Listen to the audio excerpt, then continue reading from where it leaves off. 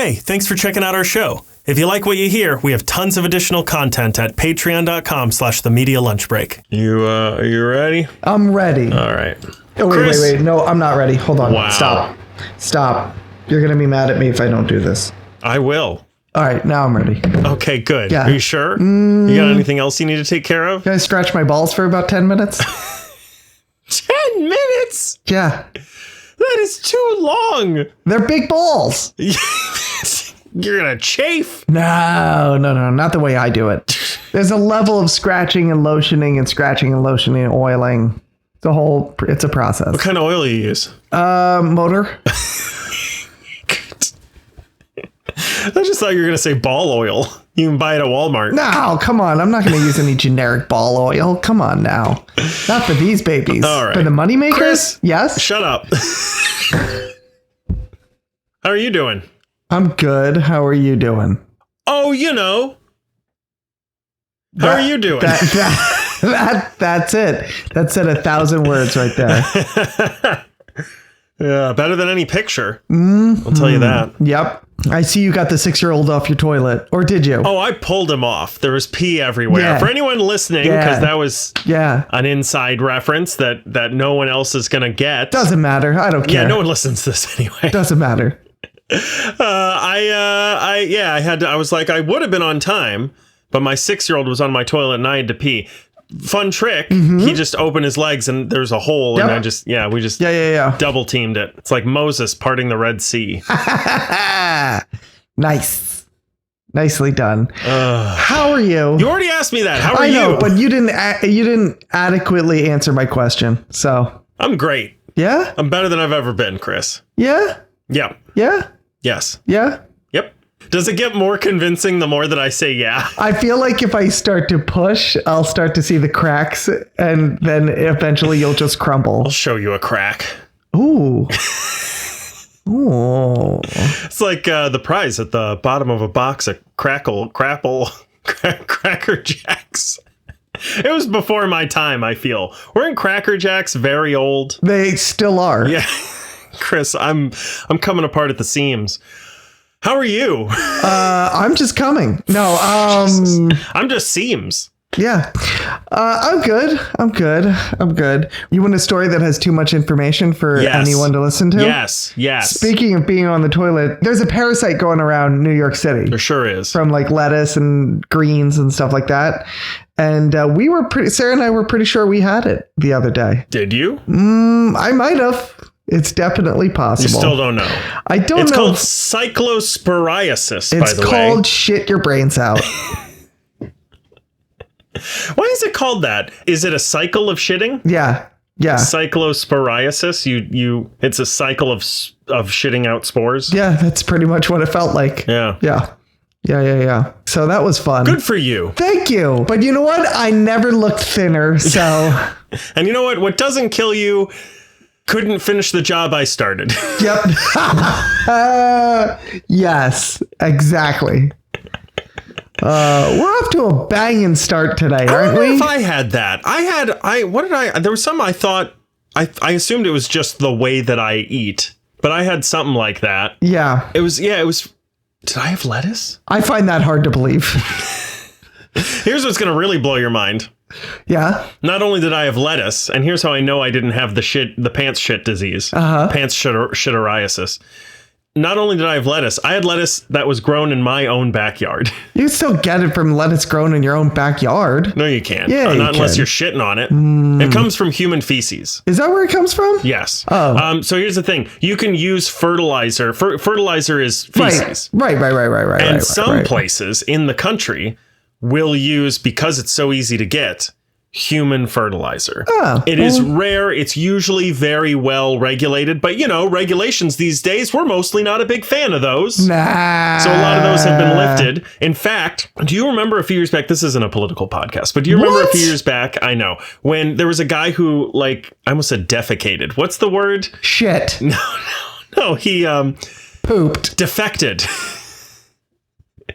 He defected from North Korea. And he was full of parasites. And the reason for that is because that's mostly what they use to grow their food now is human waste. That's mostly what they eat are parasites. Well, yeah, because they use human fertilizer, human waste fertilizer. Yeah. And obviously, like, if they're, parasites that live in cow fertilizer are evolved to live in cows. So they get in a human body and it's like, well, probably not going to do much because you're not a cow. Right. But human parasites that live in human feces get inside a human. Yeah. There's going to be problems. Boy, I can't wait to talk about the Minions movie after this. Shut up. I'm talking about something important. Are you? Yes. I stopped listening after a while.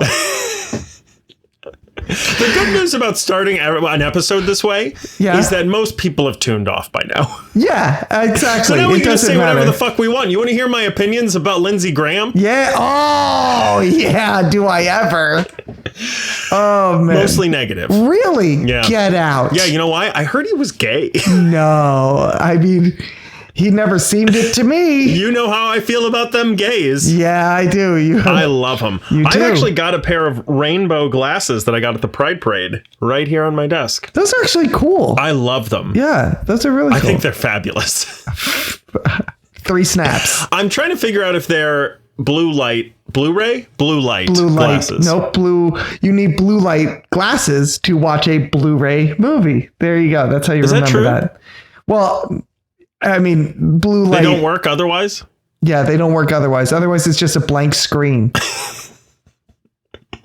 But yeah, I'm trying to figure out if they're, because I would love to wear these instead of the blue light ones that I have, but I don't know if there's a way to tell. Here's what you do. Snap them in half. No. Okay, well then you'll never know.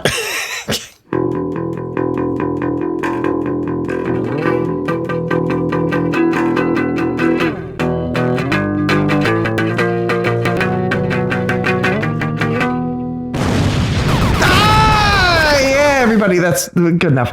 Yeah, everybody, welcome to the Media Lunch Break, bringing you all of your comic, geek, and movie news all in the time it takes to eat a good sandwich and shit your pants. My name is Chris Triebel. Alongside me, as always, is my co-host, Andrew Dunn. Say hello, Andrew. How long does the pants shitting last? For me, it lasted like a day. It feels like you probably just had food poisoning. I probably didn't have it. Yeah, I went to the doctor. I was like, do I have this? And she's like, probably not. Yeah. I was like, why am I shooting lava? And she's like, I don't know, man. How often do you eat at Taco Bell? Yeah. What do you have, like 2 kids? Yeah. Oh, you do? Well, yeah, there you go. There's your problem. There it is. That's the problem. Just a regular run-of-the-mill pants shitting virus. Yep. You could have caught that from anywhere. From underwear. You know what? This type of humor fits right in with what we're talking about today, Andrew. What are we talking about today? Does it. Chris, yes. This week's main topic tells the story of a total idiot who accidentally becomes the biggest star in Hollywood. No, we're not talking about the Timothy Chalamet biography, though. I can't wait to see the ending where he gets torn limb from limb by patrons of the Met. No, this week we're talking about the film Minions and Monsters. Who knew when Universal Pictures created the Minions that they'd be anything more than a procreation deterrent? This film, if you can call it that, the 78th installment in the franchise, follows a handful of minions through the 19-somethings as they tried at something, but instead something else. I don't know. I fell asleep after 7 minutes. But what did you think of Minions and Monsters? You know, here's the deal. It's a Minions movie. It sure is. Everyone's like, why are you doing the Minions movie? Why? Because as of this recording, the Odyssey hasn't come out yet. And we both got kids. There's nothing else we give a shit about. We both have kids, and this is what was out. Okay? Speaking of Lindsey Graham. There it is. Yeah, because it was either this or the live-action Moana movie. Yeah, so I'm sure this is what we chose. Yeah. Nope, don't need to. Already saw it when it was a cartoon. Yeah, when it was better. Yeah. So this is, like you said, the 112th installment of the Minions movie. Wow, they've already released like 40 more since we started this episode. Yeah, it's crazy. That's crazy. Wow. Yeah, and I mean, this is going to be a quick episode, I feel like. I know. Let me tell you, I have a lot of thoughts on the reading assignment. So if we get through the main topic pretty quick, I won't be too hurt about it. Yeah, that's fine. But the point of this is, you know what? I kind of feel a little bit the way I felt about Minecraft when it comes to this movie, where I'm like, you know what? It just is what it is. It just, you know what I mean? Like, the one thing I will say about this is that there's no heart to it. And I actually don't mean that as a slag. It's not trying to be a Pixar movie. These movies, I don't know if you've ever seen any of the other like Despicable Me's or the Minion movies or anything. I saw the first one a million years ago, and I remember mostly thinking like, this is fine. This is fine. And that's the thing. It's like, the one thing I appreciate about them is like, they don't try, there's no heart to them, and they don't try and put one in. You know what I mean? Yeah. They're just like, this is the movie. These are the Minions. It's a lot of just like fart jokes for like an hour and 40 minutes. And then you're going to go home. They talk really funny, and all the kids laugh at all the poop jokes. Yeah. And that's pretty much it. Yeah. There were legit, I mean, this is not a lot, but there were like 2 or 3 times when even I actually laughed in this movie. Oh. Yeah. So did I hate this? No. Do I ever need to see this again? Not in a million years. Yeah. One of the reasons it's going to be so hard to talk about this movie is I saw this movie and immediately forgot about it. Yeah. Yeah. What did you think, Andrew? I just, it's going to win the banana Oscar. For sure. It's not very good. I think I agree with you. That thought hadn't occurred to me, but you know, I have largely the same thoughts about this that I had about Minecraft, though I'll be honest, I've seen Minecraft a few more times. I have a 6-year-old, and it has grown on me a little bit. But my thoughts coming out of Minecraft were, I don't get it, but this isn't for me. Right. And the point of this movie is not for adults to like. The point of this movie is for you to bring your stupid kid to, and he laughs and smiles and he thinks it's the greatest thing on the planet. And points and giggles and Right. And you know, he stops asking you questions about the universe for an hour and 30 minutes. And Right. And you can tell him, like I did, you know, if you talk during this, they will make us leave. Yeah. Which is not entirely untrue, but mostly probably untrue, especially in a Minions movie. Yeah. If you do that with the Odyssey, they'll probably make you leave. Right. Yeah. But so it is my only time that I can take a nap. Right. Which is nice. Yeah. You get that. You can knock that out of the way. Yeah. You could right around you get the afternoon sleepies. Mm-hmm. Yeah. I don't know. Like you said, I don't have a whole lot to say about this. It's not great. I think there was one moment that I laughed at very early on. Do you remember what it was? Yes. It's I almost don't want to spoil it because it is honestly the best part of the film, in my opinion, for adults. Okay. But I will say it is when a person plays themselves very early on. They're going through a museum and they're like, and here's. Oh, yeah. I know what you're talking about. Yeah. And I thought that was very funny. Yes. That got a good chuckle out of me. There are some great like film homages in this. There's some references to Charlie Chaplin and Buster Keaton and stuff like that. And I found that really, first of all, really cool, because I was like, oh, these guys actually like know some of their shit. Like there is like, a love of old film with this movie, but also I was like, wow, this is an homage to an era of film not even I know about. You know what I mean? Like, yeah, not only film, but there's also a lot of really interesting homages to sort of Lovecraftian horror and stuff like that. As an example, Phil Lamar plays the voice of Howard. We'll get into the cast in a minute, but Phil Lamar plays the voice of Howard. Bobby Moynihan plays the voice of Phillips, who are two friends in this movie. They're two monsters that know each other. Right. Howard Phillips, of course, being the H and the P in H.P. Lovecraft. I did not even know that. You're welcome. Thank you. So oh man, it's hard to talk about. So I've already that's basically every thought I have on the movie. Here are a couple specific things. One, 30 minutes worth of previews in an hour and a half long movie is madness. Right. I mean, that's true for any movie. I know, but this movie's an hour and a half. No, I know, but that's true. It's madness. Yes, I know. It's a third of the movie. Yes. Like when Endgame had 30 minutes of previews and it's 1/6 of the film. Right. Fine. Right. You know what I mean? But that's what I'm saying. Even no matter what it is, like if it's always, even if it's an hour and a half movie, it's still 30 minutes of it. My first note was like, can I pay extra to not see... not watch previews? Like, my kids would revolt if we missed previews. Mine too. But the other note I have here is there's a deaf minion, which is cool. That is really nice. Cool. Yeah, I thought that was a nice little cool thing. Talks with some sort of, I was going to say ASL, but it's probably MSL, Minions Sign Language of some kind. Look at that. Yeah. No, mostly bad. But your kid will love it. So whatever. Right. That's That's all I have to say about this, other than like specific little sections. If you want to get into the cast, we can get into the cast. Yeah, let's get into the cast. Unless you have anything else you want to add. No.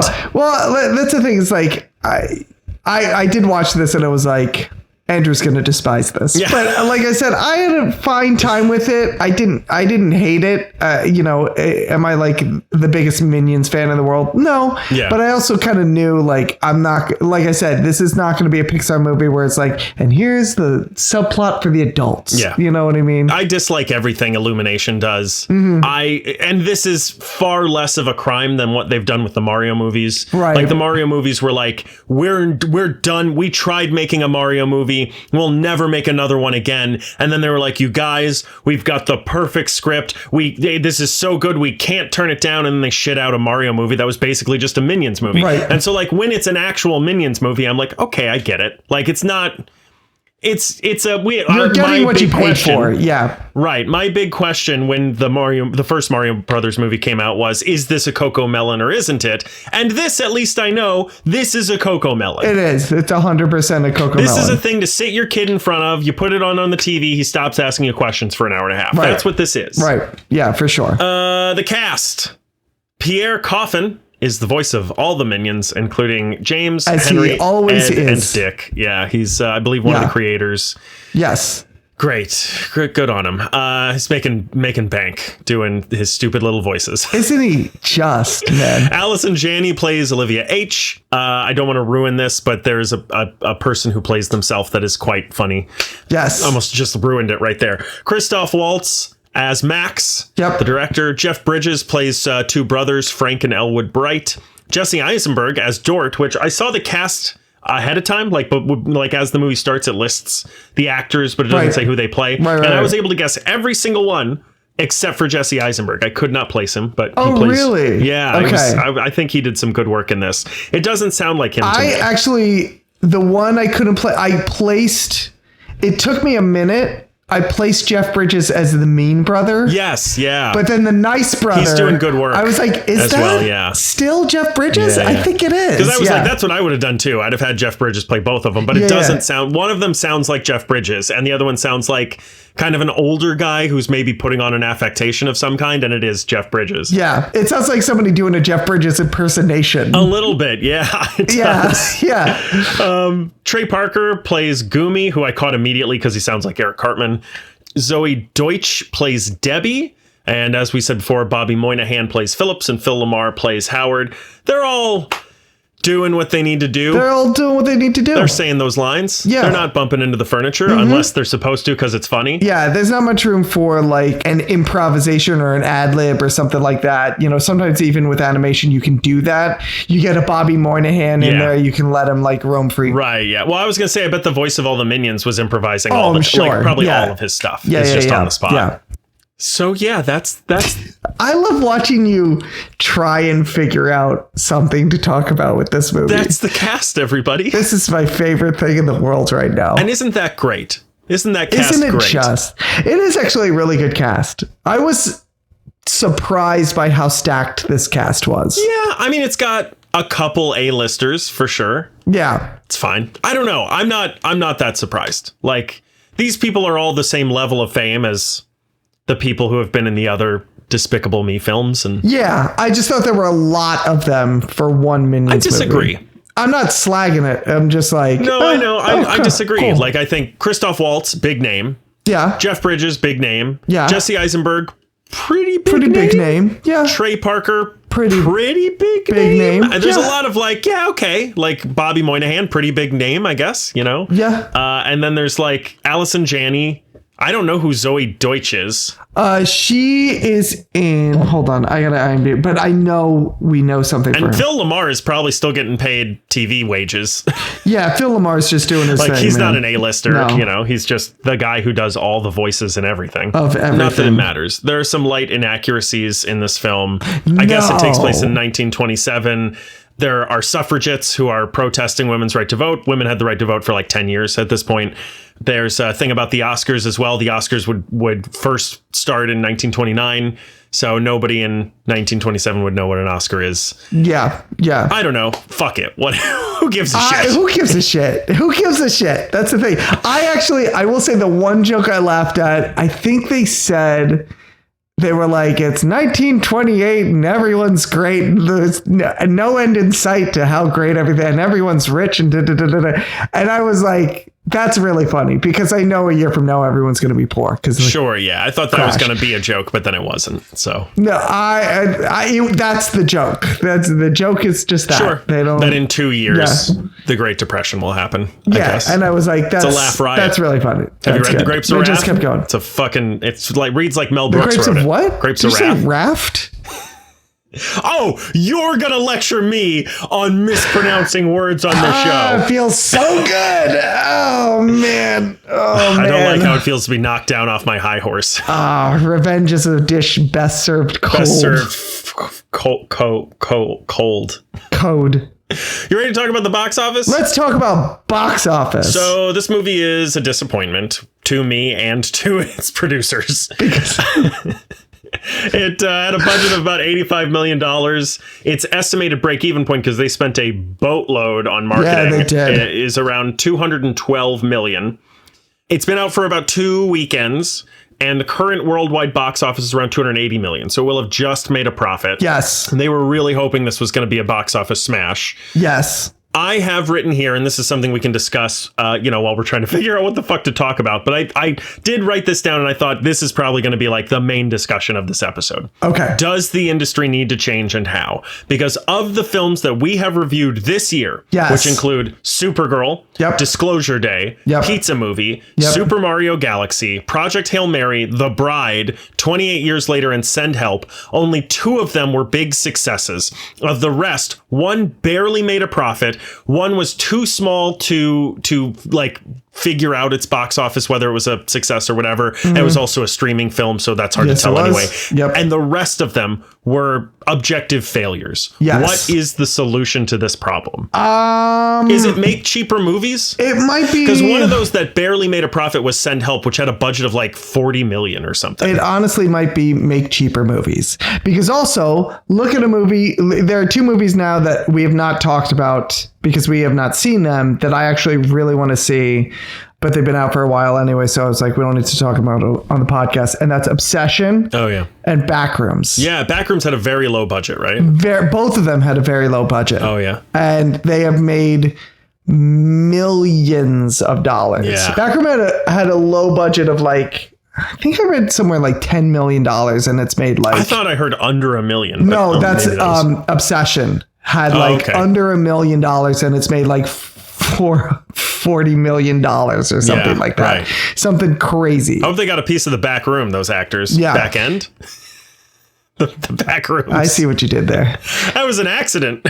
Wow. It was a good joke. It was just in my head. You stumbled right into it. I sure did. Yeah. As I usually do. But yeah, like those are tiny movies. Yeah. And they did huge dollars, right? And you don't need a gigantic budget, and it's not guaranteed that a gigantic budget is going to be equal a blockbuster. Yeah. Right. Yeah. I think there used to be, I feel like I've talked about this on the show before, but it used to be what a studio would do is you would have these big movie tent poles in the summer, and then you would roll the dice on cheaper movies. That's what Star Wars was. Exactly. And the idea was you'd make like 1 or 2 blockbusters, and those were just going to be fucking guaranteed hits. Yeah. Because they're huge and they're awesome and they're quality, and they make a bazillion dollars, and it pays for all the other movies that you do, these middle movies, these low budget movies, so that when those movies don't make money, you're like, oh, well, you tried. And every once in a while, you get a Star Wars, or every once in a while you get an Obsession or a Blair Witch Project or something. And the flip side of that as well is that if one of your blockbuster movies doesn't do as well as you're hoping, you have these 10 other movies that each cost $1 million, right? And all of them probably brought in 5 to 10. So you recoup that over a longer period of time as well. You recoup that loss. And so you get this, you also get the chance to create the new franchise. Yeah. You know what I mean? Yeah, and Indiana Jones was probably a similar thing. Right. Jaws was probably a similar thing. Exactly. interesting that we're talking about Spielberg in both of those. Yeah. But that's the thing is like, they don't really do that anymore. They have other studios do that. Yeah. A24 does that. And even A24 now that they have kind of come into their own are breaking out of that as well. Yeah. But yeah, I think you need to make cheaper movies. You need to take more chances. Mm-hmm. Like all these hits that you've listed that were box office bombs, right? Minions, Supergirl, even Disclosure Day. Yeah. What you've got are franchises. You've got the Minions franchise, which is supposed to be huge and is just kind of leveling off. You've got comic book movies, superhero movies, which are always supposed to be huge. And now I'm not saying that there's superhero fatigue, but like they're not the event that they used to be because there's more of them, right? Even Disclosure Day, it's a different type of franchise. It's Spielberg. Yeah. Like he's a huge name and everyone assumes if he does a movie, it's going to be huge. I feel like we're getting like blockbuster fatigue. Yeah, in a way we are. Everything has to be, and that's what I mean. Everything is a blockbuster or nothing. If everything's enormous, then nothing's enormous. Right. And that's the thing that you get, like I said, you get all these blockbusters, you get huge movies with huge blown out budgets, or you spend $1 million on an obsession and just assume that it's going to like go to streaming or something. And then everyone's like, oh my God, it made $40 million. This is amazing. Right. How do we replicate that? And it's like, you don't replicate that. You spend $1 million on some other movie and hope that it happens. Yeah. But make 5 of those. Right. You can make 5 movies. Yeah, I don't know where that shift happened because you're right. Like that's Fox Studios used to do that all the time. Right. That's how we got these big blockbusters. X-Men was probably a roll of the dice at the time. You know what I mean? Like it is. You know, they had tried to make a Fantastic Four movie and fucking failed. Right. They couldn't even release it because it was so bad. Yeah. So yeah, I feel like, look, and I it's not just that, right? That's not the only issue. Like the economy is shit in the bed right now. It's got that cyclospor, what's it called? Yep. Hang on, I wrote it down here so I'd remember. Cyclosporiasis. Yes. It's got that cyclosporiasis because it's shit in the bed. No, we got it. We're still with you. Speaking of blowout films. Oh. And but like, you know, gas is more expensive than it's ever been. So driving to the movies, especially kids films, you got to buy 3 fucking tickets. Yep. It's just the movie ticket prices are going higher and higher. The cost of snacks, your kid wants popcorn and wants candy and wants a drink. It's going higher and higher. Right. You're looking now at like 3 tickets in the concessions is going to cost you $100. Right. And it's again, like you said, with stuff coming to streaming in like 3 weeks. Yeah. Who gives a shit? We can just watch it at home. That's the thing, especially for kids movies or for movies that are good for kids. That's a big thing for me where I'm like, because my kids will be like, can we go to the movies and see it? And I'm like, oh, fuck. Like, do I want to spend a C note on this? And I'm like, can I fake them out and like find something else to do this weekend, and then it'll be gone in a weekend, and in 3 more weekends it'll be on streaming anyway.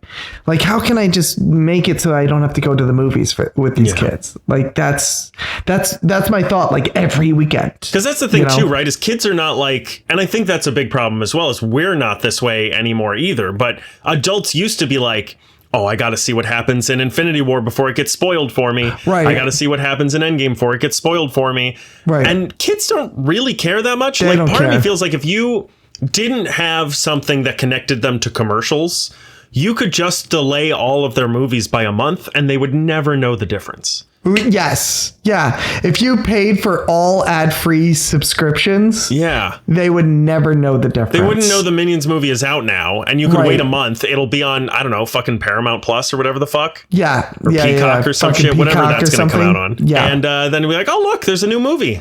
There's a new Minions movie. Look at that. Yeah, look at that. And they'd be like, oh, cool. Yeah. Yeah, I agree. And like I said, I agree with you. I think it's just you need to change the formula. Yeah, well, it's a combination of it being harder and harder to justify going to the cinema.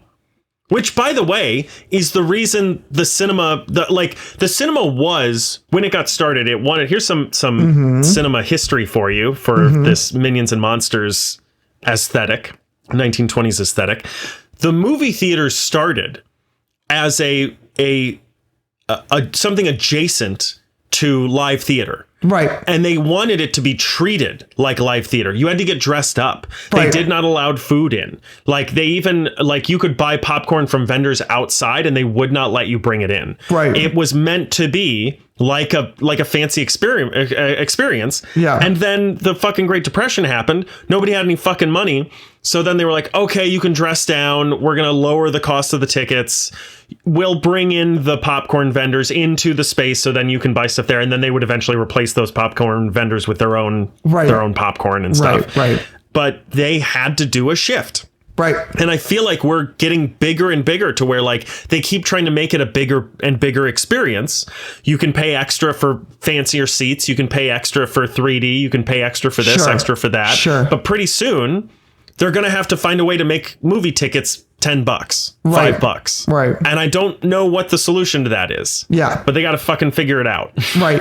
But that's the thing is like, from an artistic standpoint, I would rather, with how expensive a movie is, I would rather find a movie, again, like an obsession or something that becomes like this phenomenon. Yeah. That everyone catches on is like, oh my God, I don't know where this movie came from, but you got to go see this movie. I mean, you mentioned A24. That happened to me with Everything Everywhere All at Once. I saw it on the last day it was in theaters. I barely caught it because I heard so many people talking about it. Right. And that's the thing where I'm like, I will spend the money to go to the movies. Yeah. If there's a movie that I feel like I'm not obligated to go see. And right now, a lot of the movies, like I love, I still love the genre that we cover on this podcast, but it feels like you are obligated to go see these movies. Yes. You know what I mean? In the theater. Yep. Whereas I would rather go see, again, a Backrooms in the theater because everyone's like, you won't believe where I don't know where the movie came from, but it's awesome. Have you seen those movies, Backrooms and Obsession? I have not, but that's the thing is like, I might try to find them. Yeah.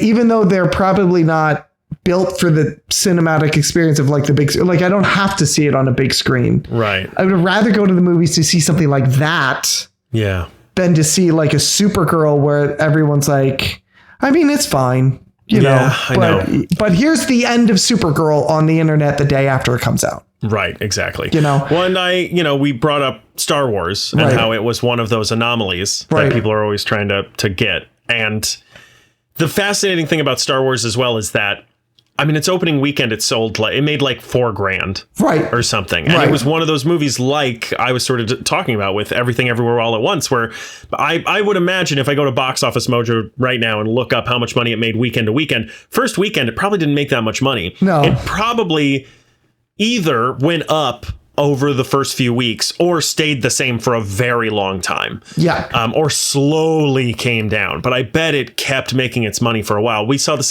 same thing with Pixar movies recently as well, right? I think Inside Out 2 did the same thing. Yeah. I think maybe Elemental did that as well, where it like opened and people were like, meh. And then as more word of mouth carried, more people saw it. It's sort of the anti-Supergirl, which had like a $60 million opening, and then that dropped to like $5 million or some shit because everyone heard that it wasn't very good, and so nobody went to see it the second weekend. Right. Yeah. I don't. Yeah. Like I said, I think I miss smaller movies. Me too. Yeah. I really wanted to see The Whale when it came out. I say that like every other episode in the show, but I didn't get around to seeing it. Yeah. Do you have anything else you want to add about this? Normally we do non-spoilers and then spoilers. There's really no spoilers in this movie. Spoilers. Yeah. It's in the title. If you're going, let me put it this way. If you're going for Minions and Monsters, you're going to wait a little while for the monsters part. Fair. I was like 3/4 of the way through and I was like, what's the second part of this? In the second part. Yeah, it's literally the second part. First part is Minions. Second part is Monsters. Is Monsters. And then the third part is Popcorn. I normally as well, before we go into spoilers, which again, we don't have any for this, but normally we say, do you recommend this? Yes or no? I'm going to go on a limb here and say, I don't recommend this, even if you got kids, Because if your kid hasn't been asking you to watch it yet, don't bring it up. Yeah, just like don't go see it. Yeah. I'll say a see it, but I'm also agreeing with you. Like, if your kid isn't asking to go see it, you don't have to make a point to go see it. Yeah. You're going to be forced to watch it at some point, either in the movies or on a streaming service. Well, and that's my point as well, is I recommend this to people who have already seen it. Yeah. Because your kid already knew about it and was already excited. Right. If your kid doesn't know about it and doesn't give a shit, then don't go. Then don't bring it up. Yeah. But if your kid's like, oh, can we go see Minions and Monsters? It's perfectly fine. It's perfectly fine. There is a little bit of language in this, which I was not expecting. There is a little bit. He used the word bastard, which I was okay. He does. Yeah. And a few other words as well that I was like, like there's a couple dams, a couple hells, but the word bastard, I was like, Jesus. Okay. Yeah. Now I got to teach my kid not to fucking say that. Right. Jesus Christ. Also, when that minion called that guy a cocksucker, that was crazy, right? Yeah, Jesus. I mean, the place for the British audience, fine, but this is the U.S. Come on. Yeah, that's what I'm saying. Yeah. Jeez. I think he said banana sucker. Said suck my banana. There's also a lot of, they play around with the name Dick a lot. They do. They really skirt that. Which, by the way, they had toys of the characters at Wendy's, which is like my son's new favorite place to get toys. Sure. And his name is Richard on the toys. Oh, so I was bet. not expecting I bet it was. Yeah. I was not expecting that. I was not at all. They really, the way they put a little emphasis on Dick. Don't we all? Yeah, we do. It really rides the line. It rides it, does it? Yeah. All right. Are you ready to move on to the reading assignment? Yeah, let's move on to the reading assignment. Chris? Yes? Gideon Falls tells the story of demons. And I'm not just talking about the Trump administration, LOL. I'm talking about real demonic activity. Houses disappearing, carnal transportation, a drunk police officer asking someone else to drive her instead of getting behind the wheel herself. The devil's work. And I know the devil's real because cyclosporiasis has thousands of atheists praying to God while shitting out their insides. Father Fred has just been sent to a small town church after their priest mysteriously went missing. But shortly after the arrival of the new priest, a serial killer starts assaulting people. The crazy part is none of them are kids. Wow. This week's reading assignment is Gideon Falls by Jeff Lemire and Andrea Sorrentino. There it is. All right. Yeah, we did it. We did it. I got through it. You did it. And you did a yeoman's job. And now we can go home. Yay! We're done, everybody. Yeah. So, what did you think of this?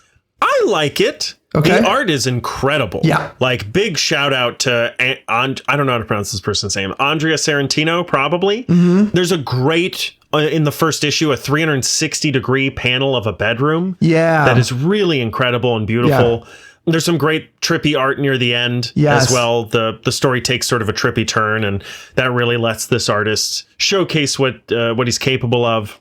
I think I'm mostly interested in it. It doesn't hook me as much as, look, Jeff Lemire does a lot of slow burn stuff really well. We've read a few of his things on here. He's responsible for what's that? I'm a dear child. I'm a Sweet Tooth. Sweet Tooth. Yeah. He did my favorite run on Moon Knight. Oh, yeah. He did, I think it's called Descender or maybe Ascender. There's two different stories. We read one of them. Right. They go hand in hand together. The one about there's like a little boy cyborg who used to be like a little butler for a family, but now he's on his own. And people are looking for him and he's trying to find his family and shit like that. Those are all really good. I have not read the second volume of any of them. In fact, Sweet Tooth, I actually didn't care very much for. But Jeff Lemire in general is a very good writer. He is. He doesn't do a great job of hooking me. He's a slow burn kind of guy. And I appreciate that. And I am interested in this story. Yeah. I don't know that it's enough out of the gate to hook me on this journey that we're going on. But again, it's a fascinating take. As I said, it's about, this priest. I think that's what a father is, right? A father's a priest. Sure. All right, great. Yeah. I get priest and reverend and all that shit mixed up. I don't know what any of it means. Mm-hmm. But he's a priest.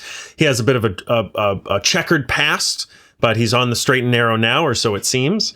And he's been placed at this in this very small town to replace their previous priest. It's a That's hard to say. Yeah. Who they believe has died, but maybe he has, maybe he hasn't. And people start getting brutally and gruesomely murdered. Mm-hmm. And of course, the police think it's the new guy in town, the new priest. And As you would. I always suspect a priest. Yep. But it turns out that there's more evidence that comes out that shows that he probably did not do this thing. Right. And the sheriff and he sort of go on this journey together to figure out what's going on, sort of by accident. Like they both just kind of frequently happen to be in the same place at the same time when certain events take place. And, yeah, it's a mystery. It does feel very much like, it's funny because while I was reading this, I was like, is this going to turn into a murder mystery? Because if it turned into a murder mystery, this would basically just be a comic. And granted, this came out first, right? But it would be a comic of Wake Up Dead Man. Oh, yeah. And it kind of is. Yeah, a little bit. Yeah. A little bit is. Yeah, there's definitely if there wasn't a subplot with a guy who collects garbage. Yeah, and that part's really interesting, too. Really fascinating. I forgot. Yeah, there's this other plot going on at the same time where there's like a guy who has this obsessive compulsive condition where he's digging through garbage and finding specific types of wood and metal. And he believes that they all belong to this mysterious disappearing barn that shows up sometimes and then disappears.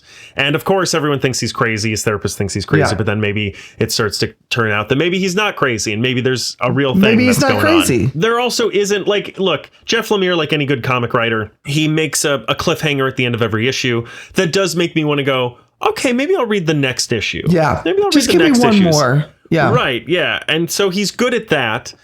But when I get to the end of the volume, I don't go, maybe I'll read one more volume, which is what something like Saga has always done for me. Paper Girls has always done for me. Yeah. Where I get to the end of a volume and I go, I gotta fucking see how the next volume of this goes. Yeah. And we generally read trade paperbacks. We're not an issue to issue kind of couple of guys. So to me, it's not, there needs to be a bigger thing at the end of a volume that makes me go, okay, I just finished this 150 page book.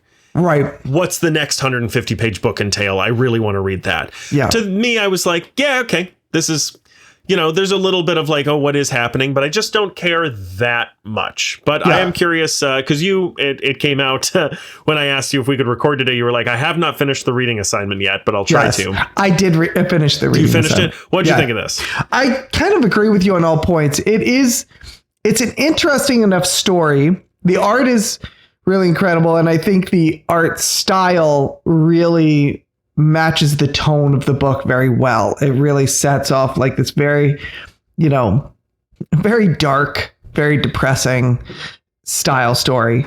I just got your text.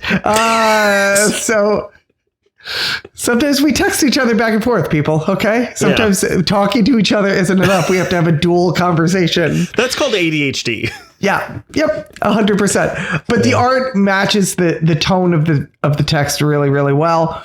And I agree with you. It does have enough that it makes me go, let's read the next issue. And then I get to the end of the volume and I was like, well, that's interesting.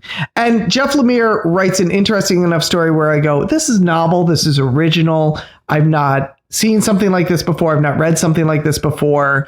If I had all the time in the world, I would totally continue on with this. Do you know what I mean? Like if I didn't have 20 other comics that I was reading, if I knew we didn't have another reading assignment or something like that or anything like that, if I had all the time in the world, I would probably finish this. I would probably go on. It is interestingly enough. No, interesting enough. No, you know what? I mispronounced a word earlier. Hit it. You get to have yours. Thank you, buddy. You're welcome. Thank you. It is interestingly enough. You wear that proud. You wear that badge proud. You wear that badge proud. Yeah, thank you. I will prayer it proud and proud to badge. And interestingly. I'm not drunk enough for this. Anyway, remember when we used to get drunk during Yeah, these? we did. Anyway. The problem is that the alcohol made us like clear our throat every 5 seconds. That's why we stopped? Yes, it is. Oh, I thought it was the AA meetings. Okay. So, yeah, I think it is worth a read. And if you're someone who is like superhero comics, not my bag, if you like a good just mystery, this could be something. Yeah. All right. If you're into and maybe sort of supernatural mystery. I was going to say but I would even say if you're into like the movie Seven, couple of almost like a David Fincher fan, if you're into that sort of stuff. Look, here's the thing, because we've mentioned Wake Up Dead Man, we've mentioned Seven and David Fincher. This is not the thing I really like about movies like Wake Up Dead Man and the other Knives Out films and the Poirot films, is that there is always an element of maybe it's an alien, maybe it's a monster, maybe it is something having to do with, maybe it was Satan, maybe this was a vampire, maybe it was a ghost. Right. And then it turns out it wasn't. It was just people. Right. I get the feeling from this, it's not going to turn out to be Old Man Jenkins in the barn. You know what I mean? Yes. This is a this is supernatural something style. Bigger going on. This is a supernatural thriller that probably involves the devil or some sort of supernatural demons of some kind. Yes, it probably does. I just meant in terms of tone, like again, like the movie Seven, like it's always raining and it's always like it's very dark and in that sort of tone. And so like if you're a fan of something like that, I feel like this might scratch that itch. But you are right, there is a supernatural element to this that like if you're not completely on board, okay, so maybe more like maybe like a 12 Monkeys. Okay, yeah. Yeah. I was going to say like kind of like Signs, but I think 12 Monkeys is a better fit. Yeah. Yeah. Yeah, because it's kind of off. Yeah. It's the art style for this, like that 360 drawing you were talking about is really incredible.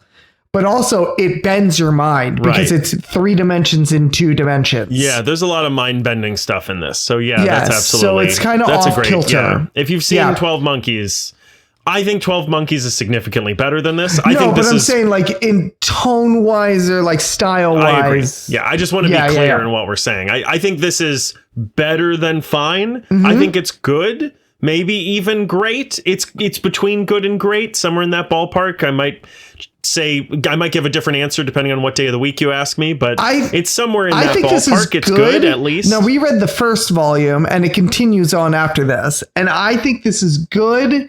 And then potentially I could see if someone came to me and went, if you get to volume 3, it fucking blows your mind. Right. No part of me would be like, no way, you're kidding me. But also if they said, if you get to volume 3, it fucking blows. I would also not go like, no way, you're kidding me. Yeah. Yeah. I can see this going either way. I can definitely see it going either way. But yeah, like I said, if you're like, you know what, I'm going to burn out on superhero comics. I want something different. I want something, this is something you could sink your teeth into. Yeah, I respect that and respectfully disagree, I think. But also it's not. Well, I respectfully tell you to go fuck yourself. Well, damn it. That's what I was going to say. I was going to say you can respectfully fuck yourself. And again, I think we're inches away. Yeah. And we're both like an inch on the opposite side of the line. Sure. To me, there's just, and we go over this almost every other reading assignment. Topic, every other reading assignment, where I go, there's just so much good stuff out there to read. Sure. And this is good. Yeah. But there's so many better things. Yeah. I think Uncanny Valley, which we read recently, was a better, like, we literally just read that like 2 books ago. What was the last one we had? That one we also really liked. Oh, Local Man. Yeah, that's better than this. Yeah. Like, there's just so much There's just thousands and thousands of 9 or 10 out of 10s. And this is like a 7 or an 8 so far. Yeah, I can see that. It's like, yeah, it's fine. But there's so much else that I think your time would be better spent reading. Right. Yeah, I can see that. And again, if you've read all of the 10 out of 10s, and you've read all the 9 out of 10s, and you're looking for something else, sure, go on to this, I guess. Yeah. But yeah. I think it's unlikely. Yeah. All right. I still haven't fucking finished Paper Girls. I am always surprised you haven't finished Paper Girls. I know. I just don't have the time, man. I'm reading this bullshit by Jeff Lemire. Should I reassign Paper Girls to you just so that you finish it? The whole thing. Yeah, the whole run. Christ. Yeah. We have to at least keep this podcast going until we finish Saga. Yeah. We have to. How close is it? Because I wait for not at all. I think they've done 2 new volumes since they came back. They've skipped a lot of issues. Yeah, I've not read that because I'm just like, you know what? From now on, I'm just going to wait till all the volumes are out till it's done. I think I'm going to do the same. And then there are 12. So they've done 3 since they came back, and they have 6 left. 3 volumes? Yes. Okay. Because they had 9, and that was half. Okay. And then they came back like 2 years ago. No, more than that. It was the first one since COVID, I think. Right. So 5 years ago, they announced they were coming back. Yeah. And they've made 3 volumes. When did they, not when, I forget, how many issues did they say they were going to do? It's 108-ish because Compendium 1 collects the first 9 volumes. Right. Which is 1 through 54. And that was the first half. Right. That's what he said. There's a possibility that it changed. I'm just trying to search for like the next issue, whatever the last issue of Saga is. And it just 72. 72. Here it is. Unless they've put out some outside of the latest volume. I don't think so. I think that's the last one. 72 is the last one. They haven't published one this year. Yeah, that doesn't surprise me. Yeah. They made a big deal out of it too, which sucks. They made a big deal out of, well, the reason we took such a long break was because we wanted to bank enough of them that we wouldn't have any delays. Right. Because the first 9 volumes worth of issues came out regularly every week. And that's what they wanted to do. And now they're not doing it. Yeah, it's taking forever now. Yeah, I'm just gonna wait till it's all done. You're gonna be dead. Probably Dead as shit in your pants from cyclosporia. I'll finally like retire and have the time to like have nothing to do, and I'm like, now I can finally read all of Saga. And it won't be out. And it'll be 3 issues left, and I'll die. And then your glasses will break, and you'll be like, but there was time. Wow, that's a reference. Yeah, I know, right? Gideon Falls. Oh, I pulled this directly from the Wikipedia. Okay. Gideon Falls was picked up for a television series by Hive Mind Productions in June 2018. Lemire and Sorrentino will serve as executive producers alongside Jason Brown, Sean Daniel, Kathy Ling, and Dinesh Shamdasani. That could be interesting. Yeah, in October 2019, James Wan, along with his Atomic Monster partner Michael Clear, has joined as executive producer. Lemire has assured readers that despite television development, the comic will remain his primary focus. Sure. But that has been in the works for 8 years now. So yeah, this is not going to happen. I don't know. We'll see. I'm saying it's not going to happen, and I will make it not happen. Okay. The last update was from pre-COVID. So it is very possible that COVID killed this and it just was never made official. Thanks a lot, COVID. Thanks a lot, Obama. You're telling me. Not Obama. Yo mama. Wow. Yeah. I think Gandhi said that. Yeah? Yeah, I'm pretty sure. All right. Yeah. I'm pretty sure. It he sounds told me like on the him. street. I saw him the other day. Yeah? Down in the West Village. Yeah? Yep. And they punched you in the nuts. He scratched my balls for 10 minutes. But he didn't use the oil. He didn't use the oil. I'm chafing That's the real difference. bad. That's the difference, man. You got to use the oils. Yeah, you'd think Gandhi would know a thing or two about putting on oils. Why is that, Andrew? Because most scented oils come from the area of the world that he was from, I believe. Philadelphia.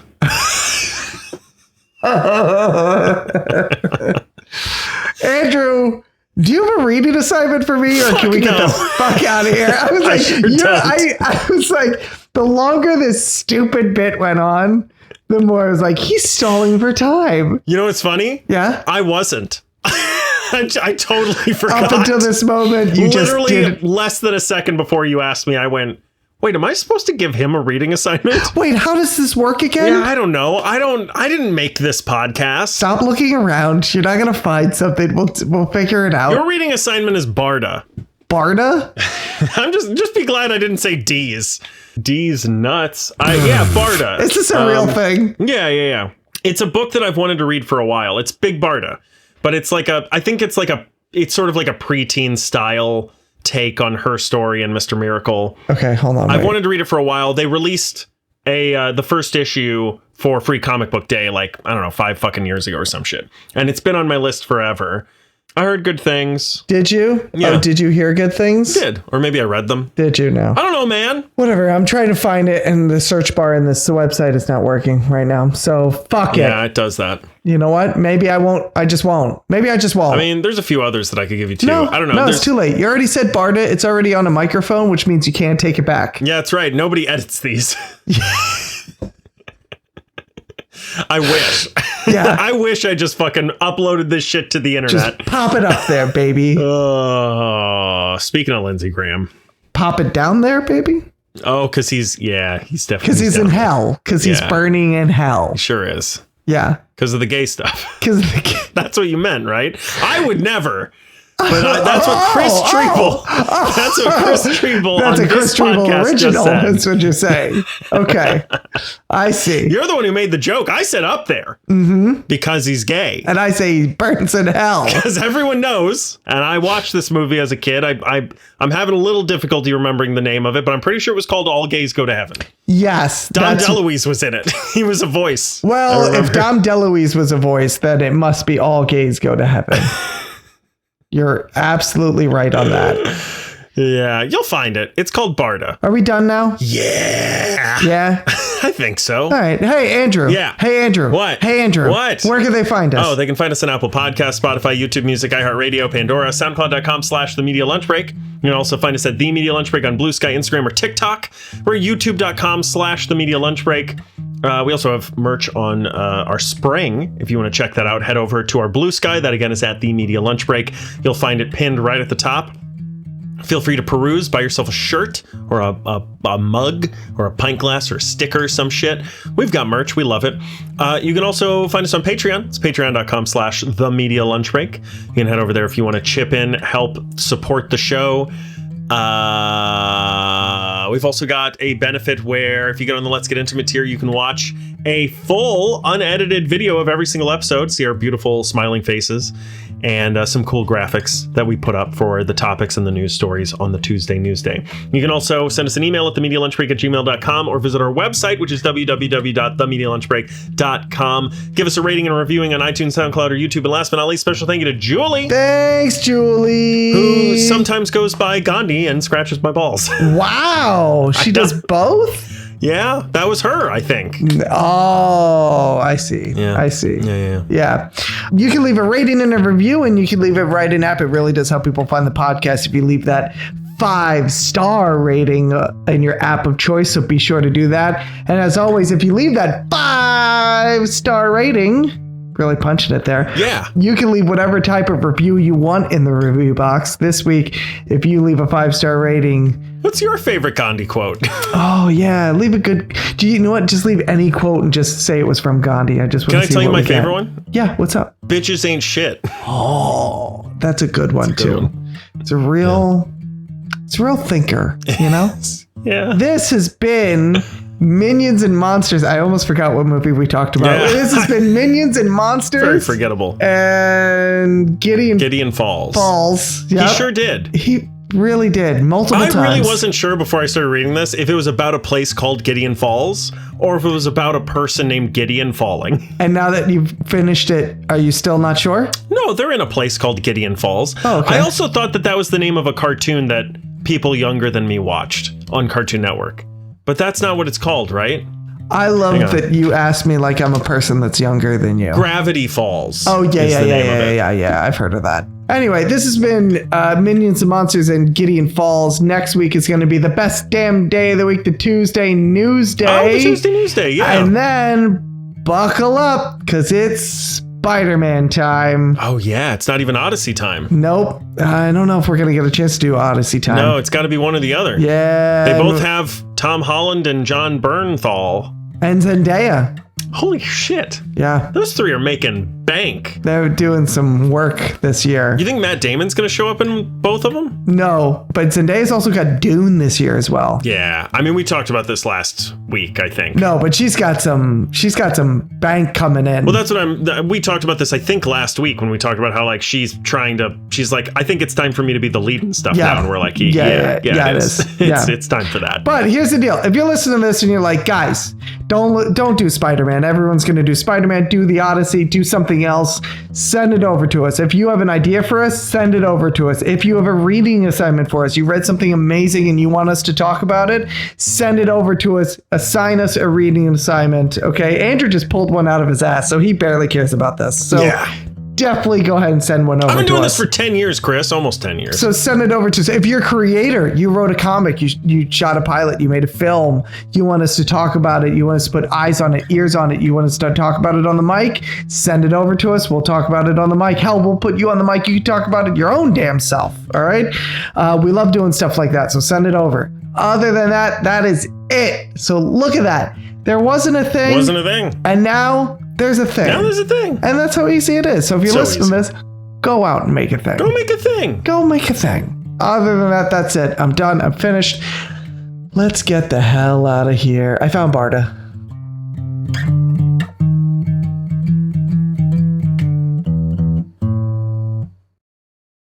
What other historical figures would you have scratch your balls? Lincoln. Was it weird that I didn't pause on that? No, that there I just was had no that, pause at all. That like was locked and loaded on that one? Yeah, why Lincoln? I don't know. He just seems like firm yet gentle. Because he got big balls and he has long hands, probably long fingers. Yeah, he could really cup them. I'm trying to think of somebody with like good nails. Good nails? Yeah, scratch your balls. Let's see. Amelia Earhart, maybe. Good nails. Yeah. Joan of Arc. Joan of Arc. This is a terrible conversation. Wait, how old was Joan of Arc? Oh, she was of age, right? Yeah, we better look that up. I mean, she was of age at the time, but there was no of age at the time. Exactly. Uh-oh. She was 19 when she was captured. Ooh, you were close on that one, buddy.